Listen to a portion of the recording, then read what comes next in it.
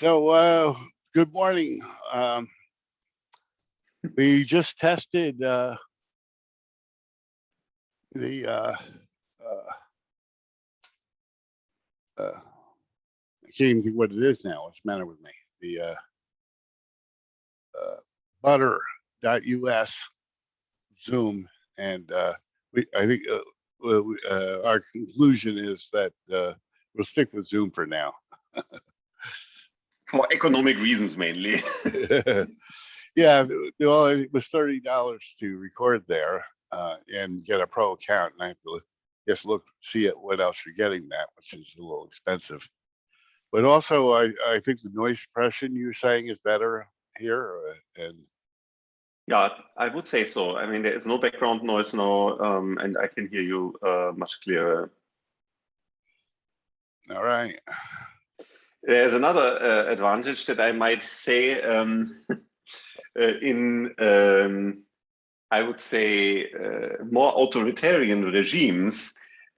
Zoom is usually a platform that still is not censored because most higher education facilities or also schools use Zoom now due to the lockdown, and so you can use it without a VPN. Which is applicable for me, actually. I'm now on a VPN, which my university provides, so I can directly tunnel to New York. This is the only reason I could use Butter, because every other service is not available here. Oh, because of GDPR? No, I'm in Abu Dhabi. Oh, I see. Okay. Yeah. In Europe, that would be all easy. You know, they would maybe the worst that can happen in Europe is that that you have the DNS kind of blocked, so that you need to know the IP address of a service.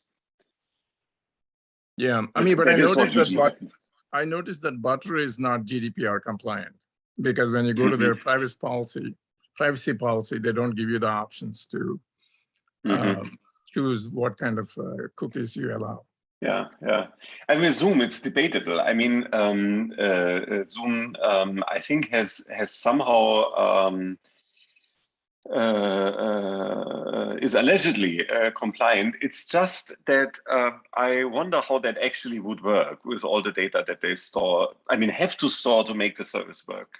I mean, that seems quite a stretch, but I mean.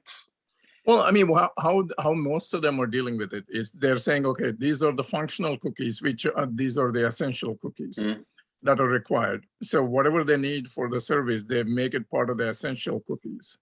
And then from there, they go on marketing cookies and functional cookies and, improve user experience, blah, blah. So absolutely. Those you have the option to opt out of. I was more thinking of the data outside the cookies. I mean, like all the transactional data, like the session length, all the details, who connects to whom and all that. I mean, in theory, I should, for example, be able to say, Zoom, I want all the data being canceled. And I didn't see that anywhere that Zoom would offer that. But I think they are not yet, so to say, they have not reached the level of scrutiny that Google and Facebook are facing. Yeah, I mean, but they do have the ability to basically get rid of that session data after the session, right? Whatever else is not needed, presumably. Exactly, but they don't assure that they actually delete it. You can't access it anymore, but it might still be on their servers. I'm pretty sure that it is. Yeah. I mean, at least they need some portion of that for recording, the recording side of things, because they do have this, who can access and who can share, that sort of thing. But they also need the IP information, IP address, and other things for billing. I mean, they actually might need to make sure who's who, so to say, that you are actually, and so on, and all that data that is somewhere, it's personalized data, and so, yeah. Yeah. So Jeorg, you're into media communications research now? Yes, that's my field.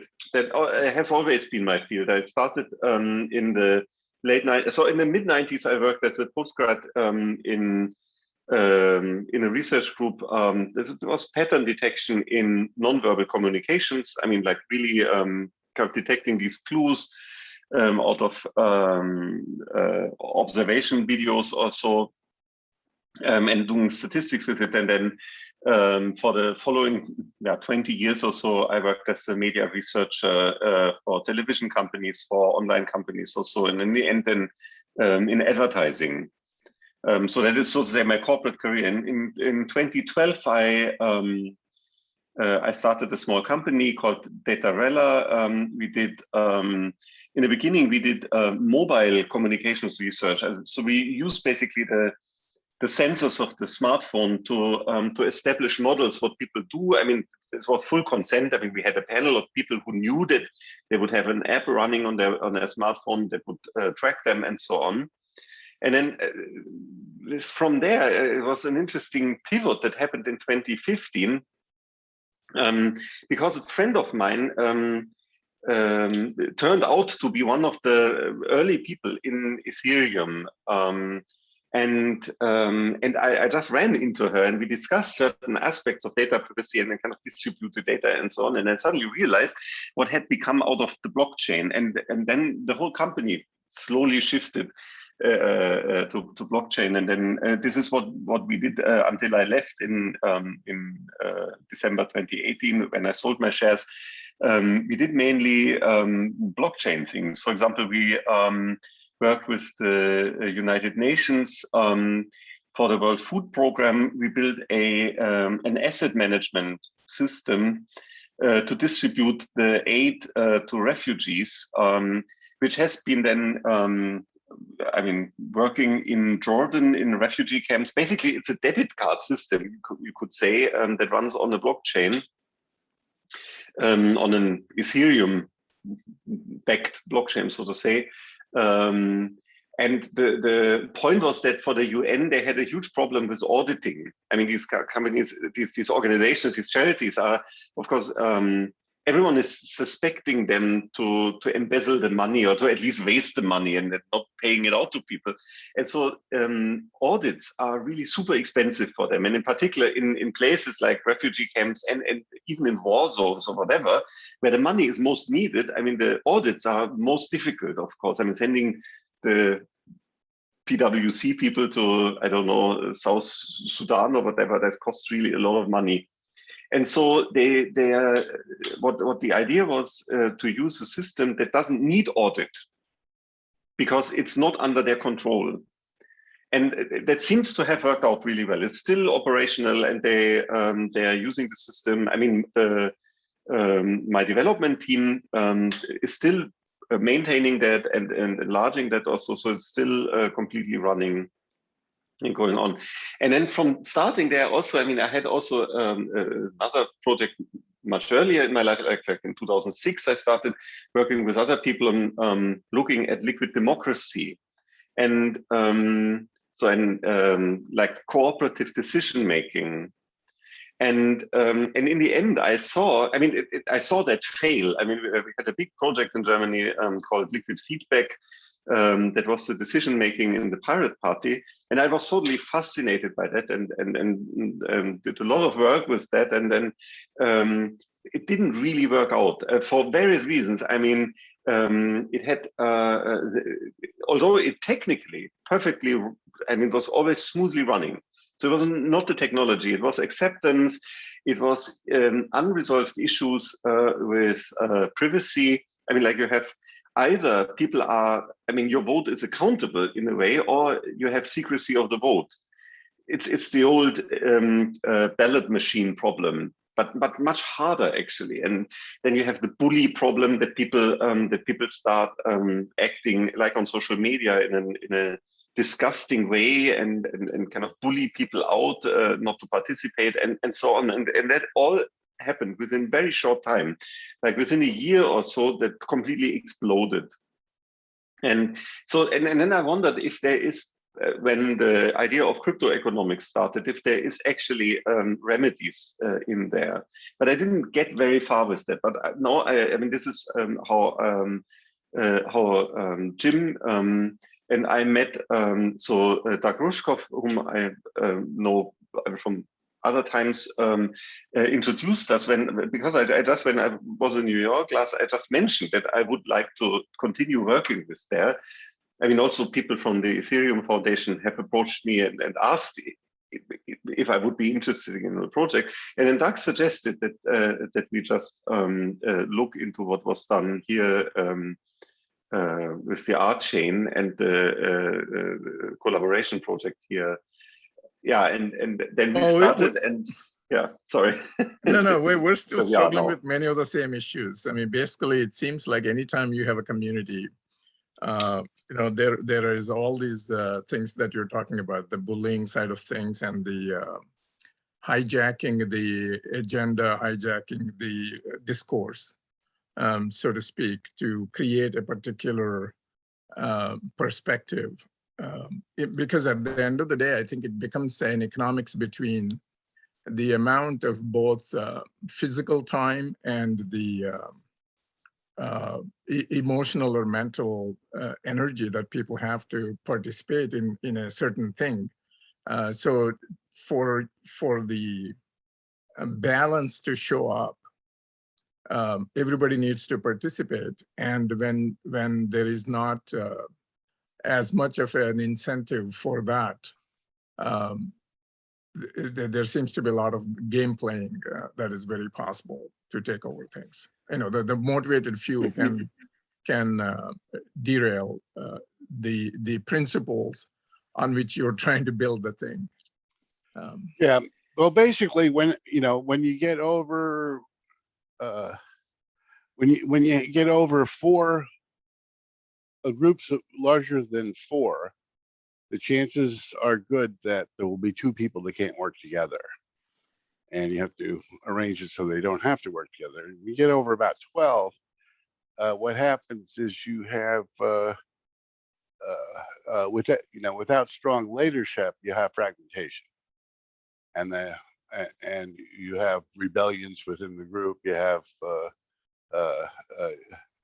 different camps.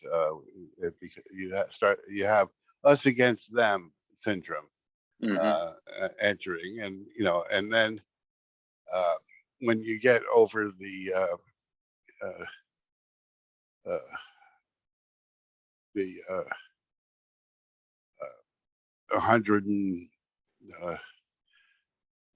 100 some, you end up at I can't even think what's the limit. Yes. I totally agree. I mean, you see that also in corporate organizations. I mean, like right. Thinking, working in companies. I mean, if you are more than 6, 8 people, you definitely need people who oversee certain tasks. I mean, you need to come up with some kind of meaningful division of labor, and people who kind of then talk to each other in a small group. I mean, like again, from like 3 to 6. And you have other things, like I've seen, for example, that in companies with more than like 100 people or so, you definitely need something like unionization or some kind of labor representation. Otherwise, it also falls apart. So, I mean, you see that in, like, for example, in Germany, where there is, so to say, a legal obligation for the company to support unionization or some equivalent form, it's really interesting to see how much that can take pressure out of the conflicts in a company. I've seen that really built, and then at one point, and then it's just clear. It's just, okay, this is the management. They are not our friends. They are our leaders, and this is the workers. They do their job. They get money for it and take responsibility for their part. Then it is also clear. And this is something that is really, Well, this is interesting. I mean, I think interpersonal and intergroup dynamics is one aspect of that. But I think there is a lot of work that needs to be done on incentives, negotiation and incentives alignment. And maybe that's where the unionization concept or whatever comes in. To really say, in a multi-stakeholder environment, what is it that we're striving to work towards, and is there a common understanding on that, and is everybody aligned to those purposes, the priority 1, priority 2, priority 3, whatever may be. I think that's the other side of it. And I mean, because even in regular strategy, or just take a corporation, and where they fail is either because there are information disparities in terms of what people know and don't know, what somebody knows and doesn't know, or there are incentive misalignment, where you have certain goals, but then actual behaviors are being driven by incentives. So I think the information disparities and the incentive alignment or other aspects, besides the fact that you need small groups for people to really come together to a reasonable amount of discussion. Because when you have 100 people in a meeting, obviously nobody's getting their word in, and other than a couple of people that speak a lot. But yeah, we're covering a lot of ground here. Okay, on our okay, with watching over the last 50 years, dozens of communities, mostly generally virtual communities, sort of like build up in numbers and then collapse and die. The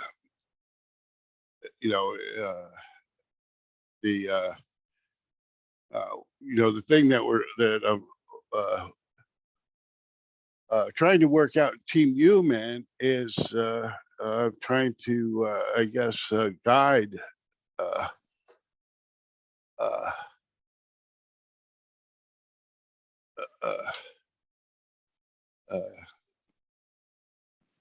an effort there to break that cycle. What are the rules of the game? Being human is a team sport, and we know one of the most important things in organizations is personal relationships. And it's the study of open source projects. What makes them succeed is personal relationships, or that's an indicator, a strong factor in success. So here the most important thing that we're doing here is for developing personal relationships is in order to succeed. So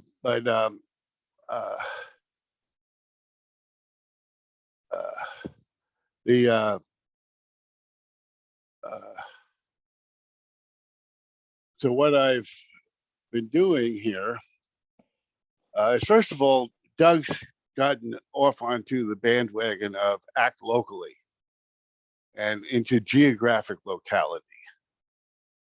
And I'm stranded here in Florida in the middle of Trump country with very little. Yeah, I read it. Oh God, yes. Opportunity to live locally, and so. Yeah.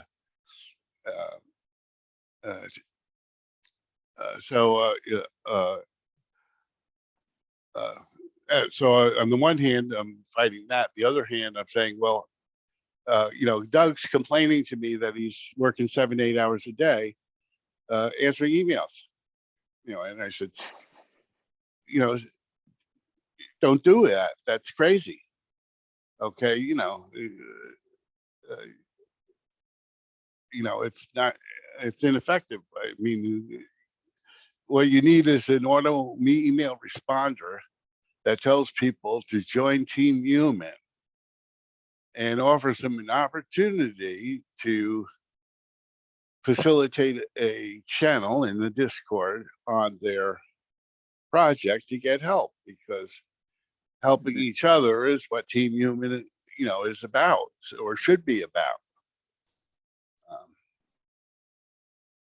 Is my thought. So Doug says here that that he's going to direct people here, but under organizing here, Okay, so under the last show discussions here. Okay, basically I'm challenging two things. One is he's blaming exponential growth as being a bad thing always. And I'm arguing that in order to face our existential problems, we have to cooperate at scale. We need to grow exponentially in cooperation at scale. And that's sort of like the mission and our experiment. Can we develop cooperation at scale in Team Human? And I guess in one sense it should be easy because Doug, shares our vision to a large extent, and we have leadership in the group. Without leadership, there's the group has no chance at all.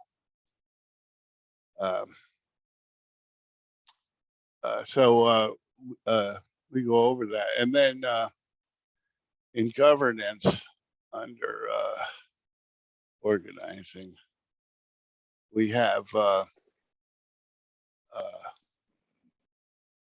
the whole idea of connecting across organizations in order to have sociocratic links between organizations so that we develop consent across organizations and collective being across organizations to foster collective intelligence, whatever. And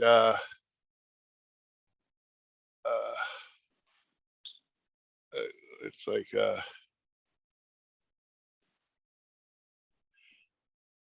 I suggest the role of governance here is to promote deleted channel. How could that be deleted channel among members? Oh no. It looks like our experiment here in using threads is bad because this is supposed to be collective intelligence. And why is it coming up deleted channel? Oh boy, I hate this. No, I think the threads get archived after a certain period of time. I don't remember if it's 1 day or 1 week, maybe 1 week. Yeah, it's like 1 day. But 1 day probably, yeah. But it becomes active again as soon as somebody says something. Okay, the only thing is you have to look at the archive threads if you want to see see all the things happening. Yeah, I mean that's very crazy. I don't know why they have like a 1 day limit on that, or even a 1 week limit. It does not make sense. Well, in a sense, it keeps all these dead topics alive because they're you can reopen them anytime. I mean, it does have some positive impact, but so that's going to be a problem because we're extensively using threads here. If you look at the threads here, we have 7 habits of success. Okay, how can we apply them as an organization? I mean, common habits, norms in our habitat enables our collective being. Habit 1, being proactive. My dad taught it is better. Oh, geez, I can't even. Right. Well, yeah, if you edit that, then I guess that thread gets activated. But we should also maybe give Discord some feedback saying that don't kill threads for a month. Reply, Mark. How come I can't? How come I can't edit this? You can't edit? This is terrible.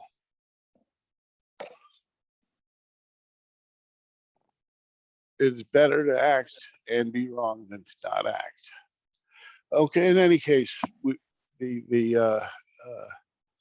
know, these are things we can do. Like, what are our ends? Begin with the end of next. You know, what things are most relevant to do right now. But this, you know, like you said, this thread is really buried now, and it looks like I can't edit it. Now maybe, oh, I can hit unarchive here. Unarchive. Now can I edit? Edit. Mhm. So maybe you just need a bot to unarchive all your threads every day. Better to act and be wrong than to not act.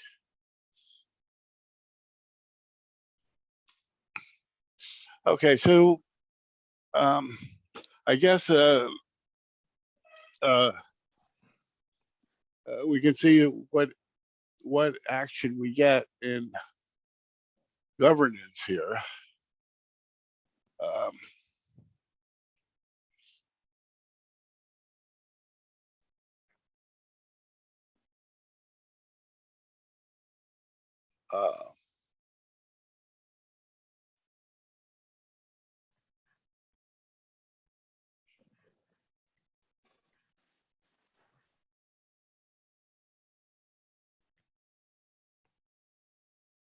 Okay, so I had, so that was the last, so that the main item was in governance anyway. So if you, there's 4 messages in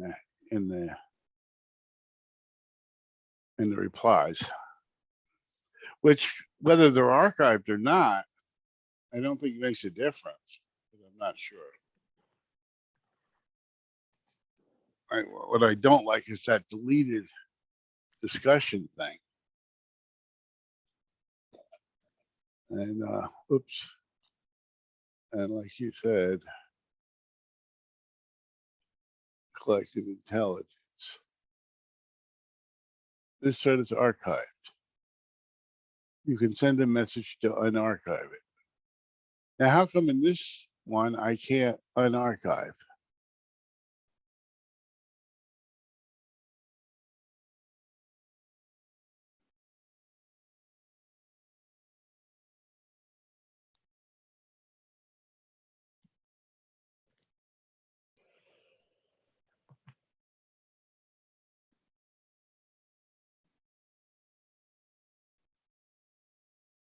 That's weird. Maybe it has to do with maybe you don't, after a certain time you can't unarchive it without adding a message.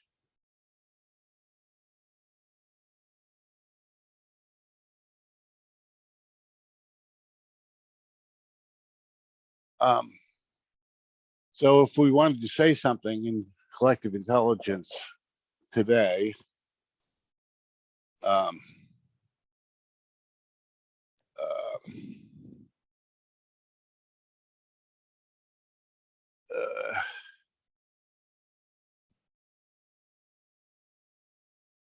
so Doug is sending people to us to, I mean, like me, actually. He sent me to you. That's a good example. to sending people here.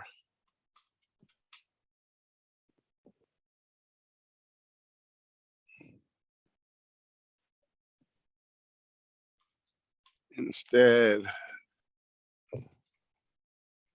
here to get answers. I don't know if this is the right, if this is really collective intelligence.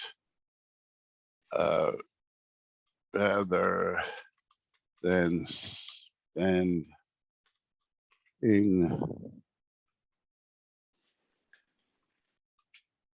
8 hours a day answering emails.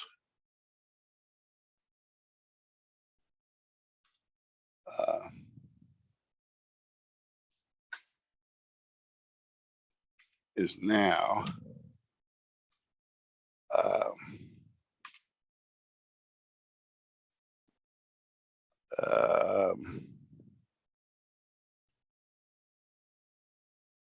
what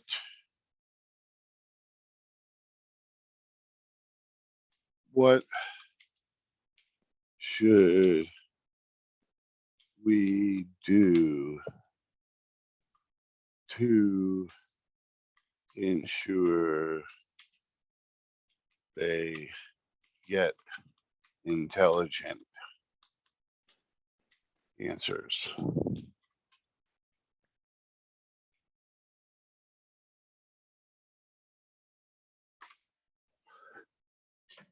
Okay, so that now the thread is alive again. Mhm. I can see governance. And this doesn't happen. And click. But the other ones are all hidden here. So if we wanted to talk about the decision process or the manifesto,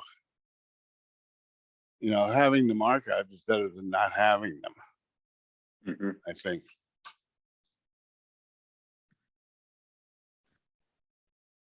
Okay. So any thoughts on the cooperation at scale effort?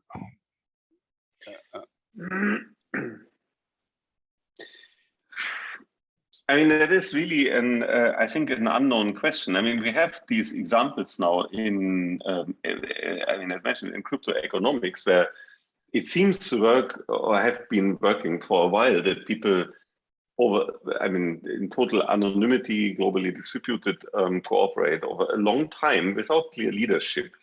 I'm talking about cooperation at scale, not just two people cooperating. I'm talking about us actually answering our global issues. That, I mean, what I mean is, I mean, if you look, I mean, that is the like Bitcoin or Ethereum or several of the other platforms. That is basically what's happening there. I mean, even if we might not share their political views or their ideology behind it. So that is an interesting question, how they, I mean, how stable the incentive mechanism of that seems to work. Well, you know, I think, you know, I don't think it, you know, it happens because of a trustless internet. I think it still happens because of personal relationships. I could be wrong. Okay, but all the indications are that the decentralized groups that don't have face-to-face or strong personal relationships don't succeed. And it's a very good point. Absolutely, I think that this is absolutely right. I mean, many people know each other. Well, there is that, but also I wonder if the I mean, I'm sure their incentive structure is also a multi-incentive, not a single thing. But I wonder if there is like a dominant incentive, like price of the token should be high. That is exactly the. I mean, it you know, works. which then all the other other potentially conflicting incentive aspects then get merged or overpowered by that prioritization. You know, for example, trust. You know, they'll probably look at trust in terms of, well, if we screw up trust, the price is going to tank. So that's not a good thing to do. So it's not coming so much from a values type of a conversation as opposed to a single value on making the thing survive, kind of driving down everything else is what I'm thinking. I may be wrong though, because I have not really participated too much in those communities to see how they think and decide. But it's true. I mean, it's literally. I mean, the initial. Thing is literally. Many people work on proving the correctness of transactions or of messages. Like authenticity and so the legality that the funds were there and whatever, and not double spend. And for that you get a reward, which is newly printed money, so to say, but you can't spend that until 100 blocks later, so to say. So, and of course, the chance that if you accidentally or arbitrarily do something that is not right, I mean, like, for example, put in a double spending transaction or approve that, that in the next 100 blocks, someone else finds that out, is very high. And then you would just lose all your money. And then the proof of work, I mean, you have real costs to do that. And so this is a huge disincentive to not act right. And in the proof of stake algorithm that Ethereum is now probably adopting fully, it's like in a poker game. I mean, you put money on the table, and arbitrarily all the people who say, well, I want to be a verifying participant, have to put money on the table. I mean, real money, so to say, and they get assigned the task and check a certain number of transactions if they were correct, and everything, every check played out. And then again, after a time only, they get their reward, which is the money plus interest spec, so to say. And if they play false, they lose all their money. And since you never know when you are going to be assigned, because that's random, you can't actually calculate for that.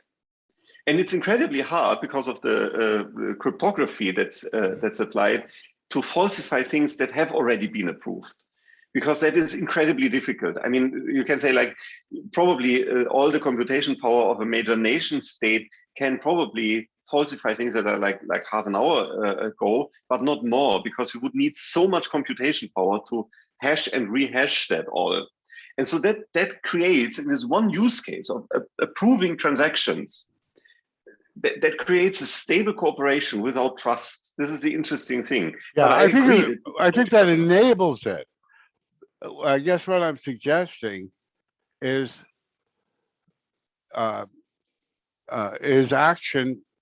Okay, given that it's enabled, that we have these distributed ledgers, it's almost like the collapse of the wave function in physics. It's like if you have everything might have happened, and when you can say it really happened is after it has had a lot of effect in the world. Okay, and you know, there's consensus mechanisms work sort of the same way as the collapse of the wave function. But yes, cooperation at scale is enabled. We have the tools now to do cooperation at scale. The thing is that in order to fulfill the vision, say, of Doug Rushkoff, or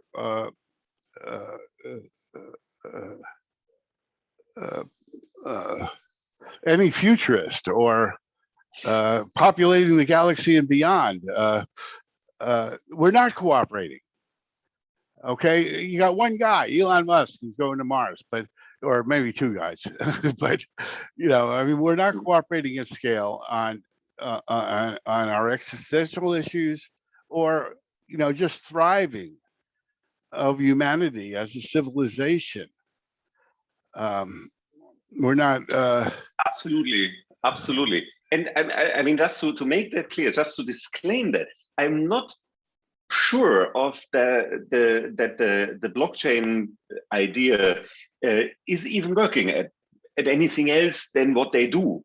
It's just that it is an interesting thing that happens now. I'm highly critical of the ideology behind that community this ultra-libertarianism and the likes. So I mean, that is really something that I find very critical.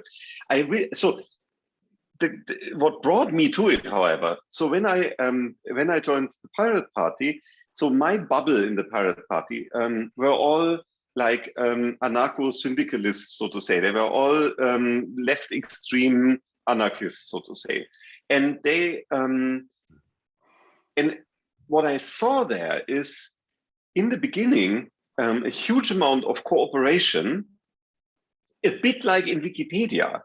Also, so you had, so to say, administrators that were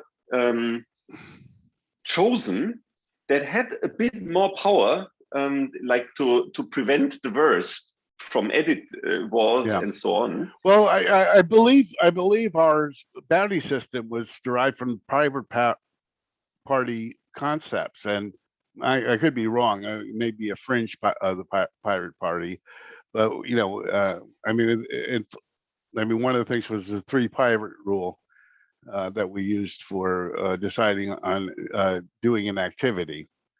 But also we got which according to some did not really work out very well, by the way. Right. Our guides were like really sloppy. They gave, and they recommended anybody, and they were not accountable for who they recommended. So, obviously there was waste, but there was also a lot of good things. The problem was that our token went from $2.40 down to a penny. That was, all of a sudden we were broke. So everybody blamed the bounty system for spending our money, but it had nothing to do with the reason we were broke. Initially we had almost unlimited funds. So why not do things that you had to do eventually? You might as well do them now because you got a big bankroll. It's just sitting there doing nothing. But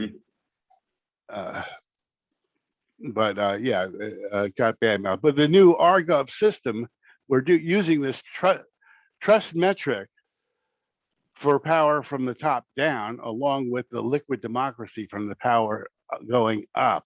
And by putting these together, we can get directed behavior of an organization that is not scattered all over the board, the way that the bounty system just funded everything.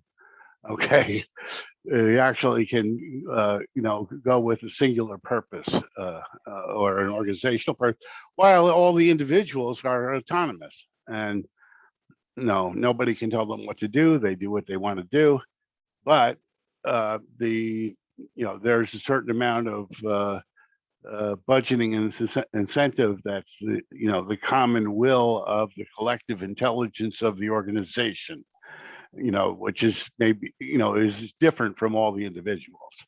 Nobody gets their way in a cooperation. It's like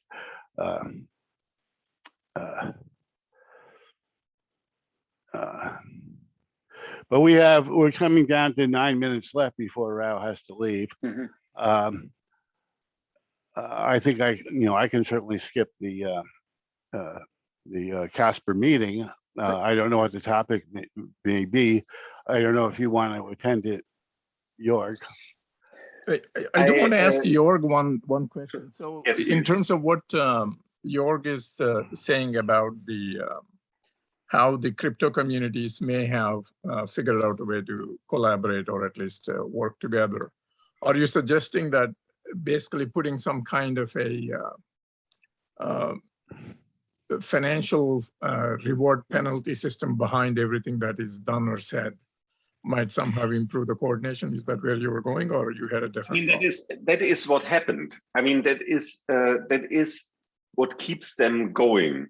The point is just that I would not advocate for testing that on real world problems yet, because it might just be very ugly what comes out. But that's exactly what happened. In a way, I mean, this is why I put in Nguyen here, this game philosopher, is this using like a game theoretic approach together with this very intelligent, I would say, probabilistic approach, but using this game theory to create a state where no one profits from acting uncooperatively. I mean, no matter what your order of preference is. This is a complex problem, and yes, okay, deep learning, is part of it, but that's sort of like the back end, because deep learning doesn't really innovate. It sort of perpetuates what was statistically meaningful in the past. Okay. But being proactive and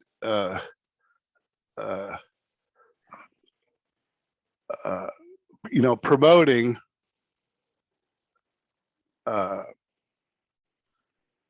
cooperation, and it's the incentives, it's rewarding, it's recognizing, praising. I mean, there's so much I want to say on that, but before we, I did want to bring up that this topic, cooperation at scale. I'm inviting Doug to a panel, which would be either climate and coordination, our chain thing, which is 11:30 New York time Fridays, and the Digital Life Collective first Wednesday, which would probably not be this month, definitely not be this month, because that's in 2 days, but I guess next month, so December, the first Wednesday in December at Wednesday at noon, New York time. That's pretty late for you, or what is it? I mean, I will be, when the daylight saving time in New York ends. We don't have that here. I mean, it's tropics here, so no daylight saving. So we will be 9 hours ahead. So it is now 6 o'clock in the evening here. Yeah. So noon, yeah, is 9 in the evening here. Okay, so in any case, I guess we should think about, who we would invite to such a panel, and maybe how we would organize it. And perhaps you could, maybe you could take a moderator role. Or you do that? Me? Yeah. Yeah, absolutely. I mean, really, given that I can arrange that with the time, no, absolutely, I would love to do that. I'm happy also to prepare that and all. I mean, totally. We should make clear that I have really understood the task, so to say, beforehand. But absolutely, always. Yeah, I mean, it's basically what we have is informal. I mean, a fairly open agenda. It's almost an open conference type of agenda is the way we normally do this. And and of course you can do it. If you're the host, you can do it any way you want, but you might want to benefit from, or or at least look at what we've done before or where we are. Absolutely, as I always do anyway. Yeah, and for a moderator role, you get reward. Okay, we people get credit for their contributions. Okay, so that would be Rock, and and well, there's more to it, but we have 3 minutes left, so I don't know. I presume we're. I mean, I could make, if you have time, I could make Wednesday at